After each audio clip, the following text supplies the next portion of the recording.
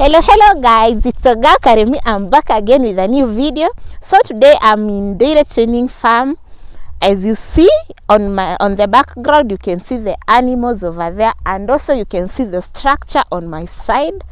I'll be taking you through the process of how the animals are dipped in this structure, and we shall be learning more about the animals and the dipping. I shall be talking shortly to our officer Felista. As you know, I'm sure you have interacted with her in the several videos we have done together. So she will be introducing her members, then we continue with the video.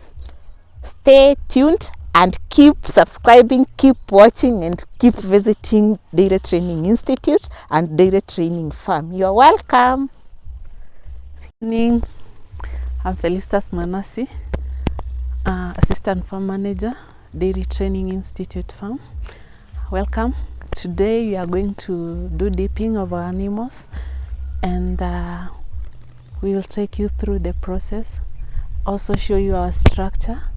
I have here my team, my team, farm attendants. They are persons of age. They will introduce themselves and their department. Karibuni.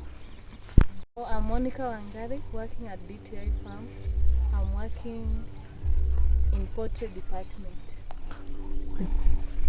I'm Cherono Sharon, working at the Dairy Training Institute, working in piggery section. Okay, my name is Titus Pep, and I work in dairy farm in DTI, Naivasha, and I deal with the cows. Thank you.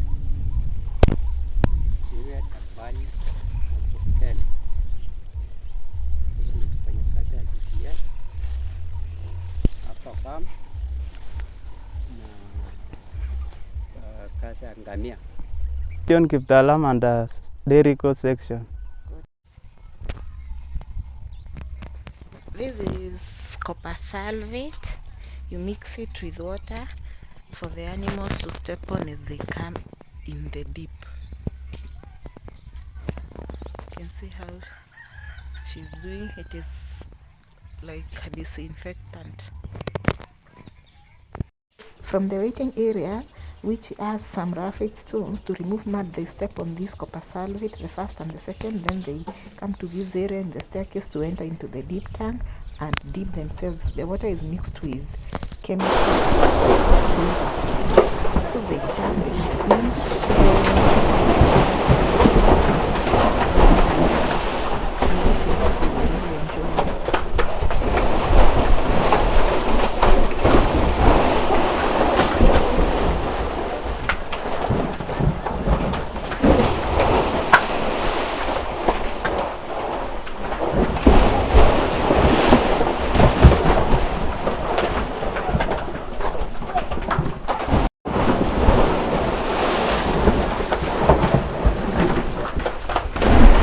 They are all in the drying area to wait for them to dry.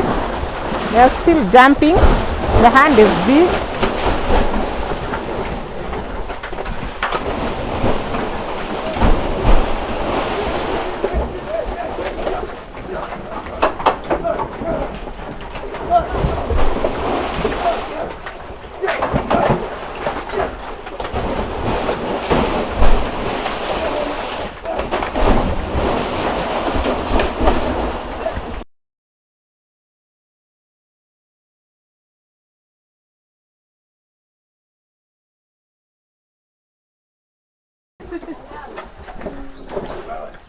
So this is how they dry. You can see how the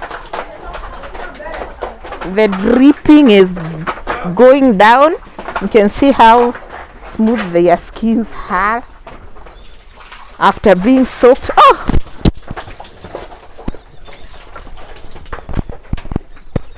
So now after drying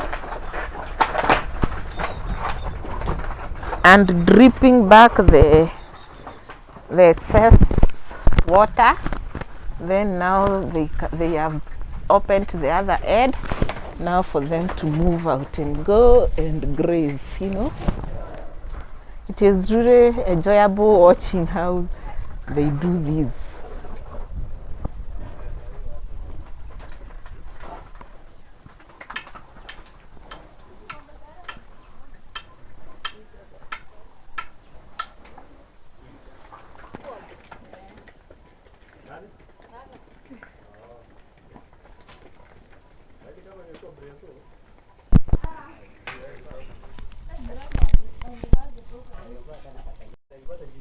So this is how the deep looks like after. It looks so foamy, because remember, this is not just pure water, this is water with some pesticide.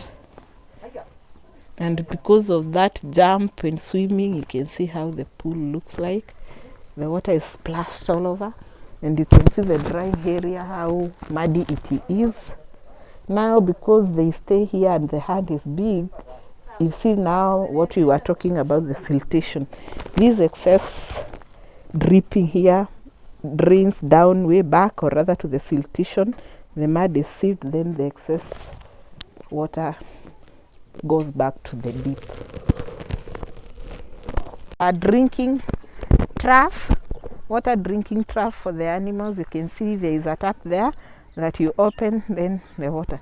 This is a system of paddocking, whereby the land is fenced in different parts, divided into different parts, so the animals graze freely and then drink water from this point. You can see there is some animals drinking some water here, and then they continue grazing. There is also another place for milking and also for eating, the feeding trough.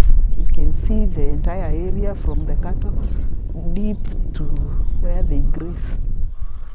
So you see this structure, this was used during the colonial periods.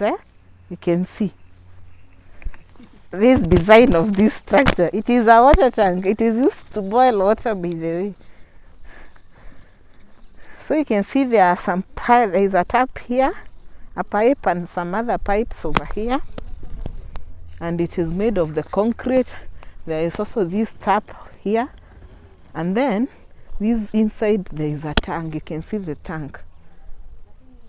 So the water would be coming to the tank through here. Then after boiling, you see the tank. This is really, it is not usable anymore, and it has been here for ages. So you see that tank here, you can see it's something that is really old. Then after boiling the water comes out through here, this tap.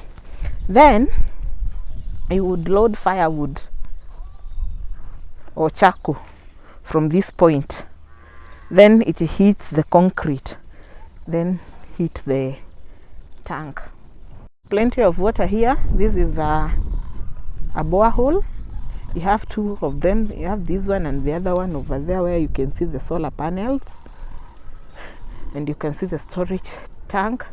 So water, and another water trough over there. So water is in plenty in this farm. One, you see how big it is. It is like, this is the loading zone. I tend to think so. You can see it is rotating. There are some things which are rotating. You see how that pine is rotating. I think now when you load the grains here, that rotating, it mixes them and cuts them. So it is called a mixer. You can see you can rotate it from this side. It has a thing where you rotate, and then it rotates. We are not able to see inside because it is locked, but at least you have the look of the entire equipment, how it is. It uses power. You can see the connection here, the other meters there. Yes, and you can only load grains from a ton, because this thing is big. It is like for commercial. It is like for commercial production, you know. I've never seen. So guys, it has been a very productive day. I'm so happy for learning one or two things, and you can see now I want to show you something called Lucerne before we wind up this video. This is Lucerne. As you can see, you see how beautiful it is. It is remaining like 2 weeks to be harvested. As you can see, it is also used as feeds for animals. It is a protein content, so they harvest it and put it and then give it to the animals. So I'm gonna wrap up. We end our video from this point. See you next, and you continue watching our videos to the end so that you can learn and get to understand more about farming. See you next time in my next video.